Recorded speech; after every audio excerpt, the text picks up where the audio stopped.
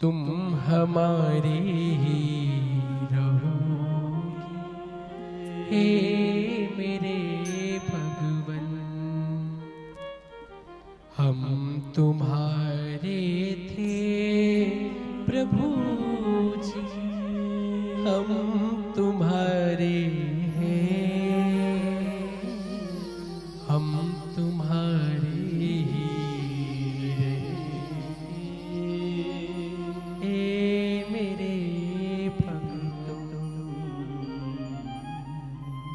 तुम मेरे बन जाओ, मैं तुम्हारा बन जाऊं, यही तो चाहिए। भक्त की मांग यही होती है। प्रहलाद जी ने प्रणाम किया, भगवान से एक चीज मांगी, प्रभु आज के बाद में आप मेरे कुल में किसी को मारेंगे नहीं। भगवान ने कहा ठीक है। तभी द्वापर में जो काल यवन भगवान के पीछे भागा, भगवान ने मुचकुंद के द्वारा उसकी हत्या कराई, स्वयं भगवान ने नहीं मारा और भाग खड़े हुए भगवान रणछोड़ बन गए, पर भगवान ने अपने वचन को नहीं तोड़ा।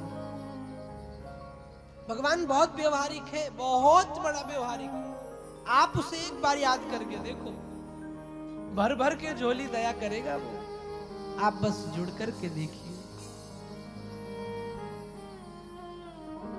श्री प्रहलाद जी पर भगवान ने कृपा करी। उसके बाद में एक बड़ी सुंदर सी कथा आती है भागवत जी में, गजेंद्र मोक्ष की। त्रिकूट पर्वत के पास एक विशाल जलाशय था, उसके किनारे एक हाथी रहता था और उस हाथी में बड़ा बल था, बड़ा बलवान था, सबसे युद्ध करके उस जंगल का, वो पूरे त्रिकूट पर्वत का राजा था। तो उसको बल का इतना घमंड था कि वो पूरे जंगल पर राज्य करता था और घमंडी हाथी कहलाता था। देखिए एक बात आपसे निवेदन करूं, 5 चीजों का कभी भी घमंड मत करना। इन 5 चीजों के घमंड के आते ही भगवान आपसे दूर हो जाएगा। पहला घमंड, कभी भी जाति का अभिमान मत करना। आप ऊंची जाति में हैं, अच्छी बात है, वो किस जाति में है, अच्छी बात है। जाति आपको ऊंची मिल गई तो ठाकुर जी की कुछ धन्यवाद, तो कृपा समझो, पर उस जाति का अभिमान कभी भी नहीं आना चाहिए। पर भारत में ये बात बताने वालों को मैंने देखा है कि उनको भी जाति का कहीं न कहीं घमंड होता है।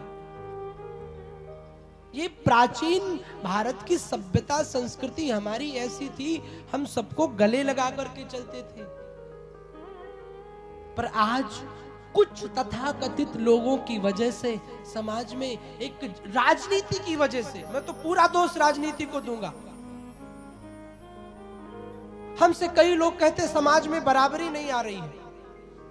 मैं उडुपी धर्म संसद में गया, कई लोग कहते महाराज समाज में बराबरी नहीं आ रही है। मैं राजनीतिक बात कभी भी व्यासपीठ से नहीं करता हूं, लेकिन आज मेरे मन में आ गई तो मैं फिर चुप भी नहीं होने वाला। हमसे किसी ने कहा कि महाराज समाज में जात पात खत्म नहीं हो रही। हमने कहा उसका एक रीजन है।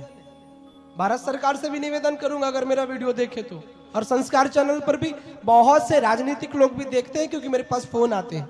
आप बहुत ध्यान देकर सुनिए। जब छोटा बच्चा होता है किसी जर्नल कास्ट का, तो वो एडमिशन लेने गया कहीं, तो उसको पता चला, उससे कहा बेटा अब तुम्हारा एडमिशन नहीं हो सकता क्योंकि यहाँ पर कोटा फुल हो गया है। बोले किस चीज का कोटा? उस दिन उस छोटे से बच्चे को नहीं पता था कि हम ऊंचे हैं कि हम नीचे हैं कि हम कैसे हैं। उस बच्चे ने अपने बाप से पूछा, पिताजी कैसा कोटा क्या होता है? उस बाप ने उस दिन उनको बताया कि बेटा वो ऊंचे हैं, हम नीचे हैं, हम नीचे हैं, वो ऊंचे हैं। उस अबोध बालक को उस दिन ये पता चला कि कौन सी कास्ट कैसी होती है। अगर ये समाज में आरक्षण नाम का कीड़ा हट जाए तो पूरी दुनिया बराबर हो जाएगी, समाज में समरसता का समन्वय आ जाएगा। मैं भारत सरकार से निवेदन करूंगा, अगर हम संतों की बात को आप मानते हैं, तो ये कीड़े को हटाइए पहले। हम सब भारत में एक दूसरे को गले लगाने वाले हैं। जोत से जोत जगाते चलो, प्रेम की गंगा बहाते चलो। हम सब प्रेम की गंगा बहाने वाले हैं।